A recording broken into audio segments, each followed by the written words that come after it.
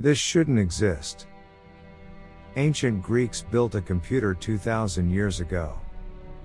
Scientists called it impossible. But the gears don't lie.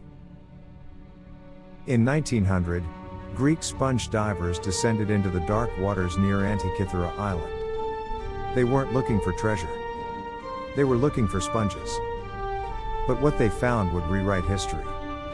At 160 feet down, diver Elias Stadiatis surfaced in a panic. He described corpses and horses littering the seafloor. His captain thought the nitrogen had poisoned his mind. But when they sent down another diver, he brought up a bronze arm. Not a corpse. A statue. They had discovered the most significant shipwreck in archaeological history. Among the marble statues and amphoras lay something strange.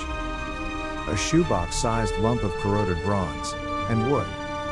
Nobody knew what it was. But here's where it gets really interesting. That corroded lump would sit in a museum drawer for 50 years before anyone realized they were looking at the impossible. In 1951, a British historian named Derek de Sola Price became obsessed. He had seen the fragments and noticed something everyone else had missed. Gear teeth. Tiny, precise, impossibly sophisticated gear teeth. Price spent 20 years studying them. And the evidence reveals something unexpected. This wasn't jewelry. This wasn't decoration. This was a machine. A calculating machine. Price published his findings in 1974. The academic world's response? Disbelief. Even ridicule. The prevailing wisdom was clear. Ancient Greeks had philosophy. They had art. They did not have precision engineering. One prominent scholar called Price's claims quote extraordinary and unsupported. Another suggested the device must have been dropped by medieval sailors. The scientific establishment couldn't accept what their eyes were showing them. If you're learning something new, that like button helps more than you know. Because here's the thing. Price was right. But he'd only scratched the surface. What archaeologists found next changed everything. In 2005, a team of researchers brought something unprecedented to the Athens Museum. A machine called the Blade Runner.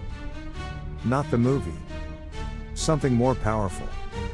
An 8-ton X-ray tomography scanner built specifically for this mission. For the first time, scientists could see inside the corroded fragments without destroying them. What they found made headlines worldwide. Inside that shoebox of corrosion were at least 37 interlocking gears. Bronze wheels with teeth cut to a precision of 1 millimeter. But that wasn't the revelation. The real shock was what those gears calculated. This device tracked the sun, the moon, the 5 planets visible to the naked eye. Mercury, Venus, Mars, Jupiter, Saturn. It predicted lunar and solar eclipses years in advance. And it did something nobody expected. It tracked the 4-year cycle of the ancient Olympic Games. Think about that for a second. 2,000 years ago, someone built a handheld device that could predict celestial events with accuracy that wouldn't be matched until the 14th century. The mathematics inside this device shouldn't exist. But the real answer is even more impressive. Let me explain. To predict eclipses, you need to solve one of the most complex problems in ancient astronomy. The moon doesn't orbit Earth in a perfect circle. It wobbles. Sometimes it's closer, sometimes farther. Its speed changes constantly. The Greeks called this anomaly. We call it elliptical orbit. Modern astronomers solve this with calculus. The Greeks didn't have calculus. So they invented something else. Inside the Antikythera mechanism, researchers found a gear with 223 teeth mounted slightly off-center. When this gear turned, it created a variable output. The pin pushed a slot in a second gear. The result was a mechanical simulation of elliptical motion. Without calculus. Without electricity. Without anything we'd recognize as technology. Just bronze, mathematical genius, and 200 years of astronomical observations compiled from Babylonian records. The device encoded eclipse cycles spanning 537 years. This wasn't a toy. This was a scientific instrument of terrifying sophistication. But, everything I just told you? That's just the setup. Here's where the story takes its darkest turn. This technology didn't evolve. It vanished.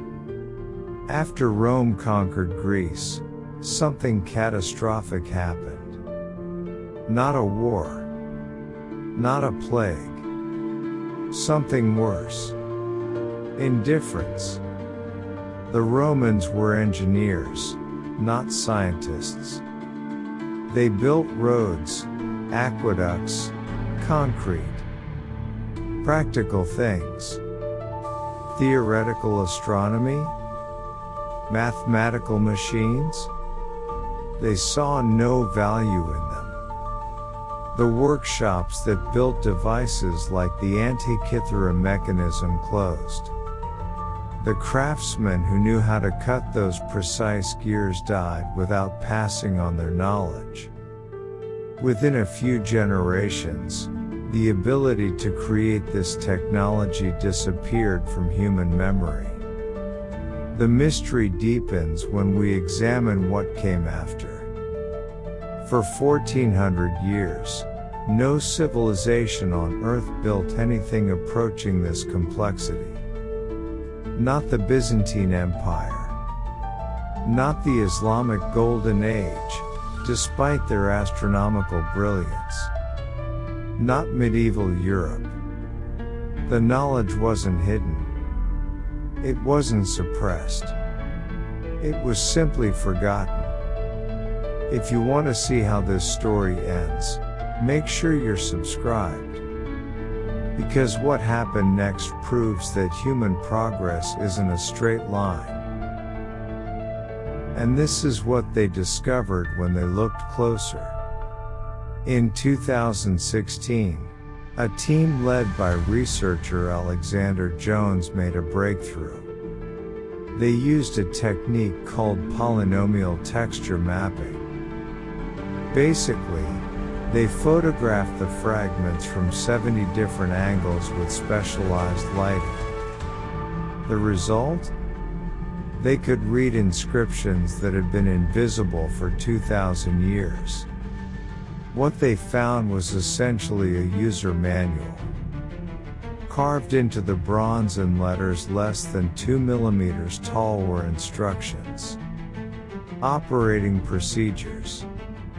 Explanations of what each dial meant, and how to read them. But wait. There's one more clue. One inscription referenced the island of Rhodes, home of the legendary Colossus. But more importantly, home to one of the ancient world's greatest astronomers. Hipparchus. The man who catalogued over 850 stars. Who calculated the length of a year to within 6.5 minutes of the actual value. Who invented trigonometry. The evidence now suggests Hipparchus himself may have designed the mathematical models inside this machine. Drop your prediction in the comments. Did you expect a connection to one of history's greatest minds? What the evidence actually shows is astonishing.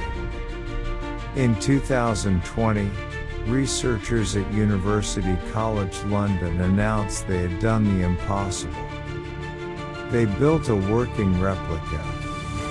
Using only the X-ray data and inscription fragments, they reverse engineered the entire mechanism. Every gear, every dial, every calculation. And it works.